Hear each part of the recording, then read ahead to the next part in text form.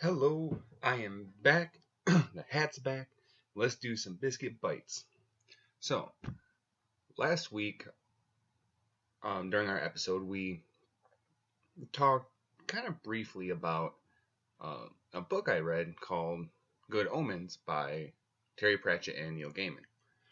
Now, we didn't get to spend a lot of time on it, but the truth is that I couldn't really say all that much about it that hasn't already been said before. So we're just gonna leave it as it is. It's a great book, really fun. You can burn through it in a couple days if you really want to. But what I did want to talk about was kind of a lesson that I learned while reading this book.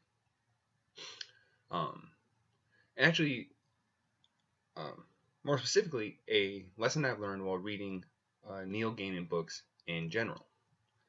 So, first I'm going to say is that I'm not a fanatic about Neil Gaiman. I've only read 2 of his books, Ocean at the End of the Lane, and then Good Omens. So I don't know a lot about him, and I'm not, not stalking him or going through his garbage yet. But I can say that from what I have read, I've really liked, and for a very specific reason. I get the feeling when I read his books that he's writing the stories that he wants to write. And you can tell because there's a certain amount of passion you can see in the words. And it's something that I really need to learn how to do. Because, as some of you may know, I've made an attempt to be a writer, professionally or amateur.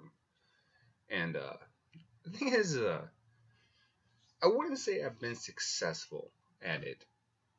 In fact, failure is a pretty good word for it.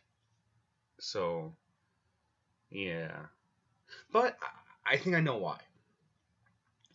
Ever since I started writing back in high school, I've always had this feeling that I should write something that's going to impress someone. I'm going to write something that makes an impact. I'm going to be the next great American author. Goddamn, I'm going to wear tweed jackets and I'm going to sit in bars and be that kind of writer. And the fact is, I don't think I'm going to be able to be that writer because I've tried to write those kind of stories and I don't enjoy doing it. I always get so far and then I just kind of stop because why keep going, if I'm not enjoying it. But having read The Girl at the End of the Lane, or excuse me, The Ocean at the End of the Lane, and then Good Omens, I found myself feeling like I could write something like that. That's something that would appeal to me. So, that being said, maybe that's something that we all need to consider. Are we doing the things that we want to do?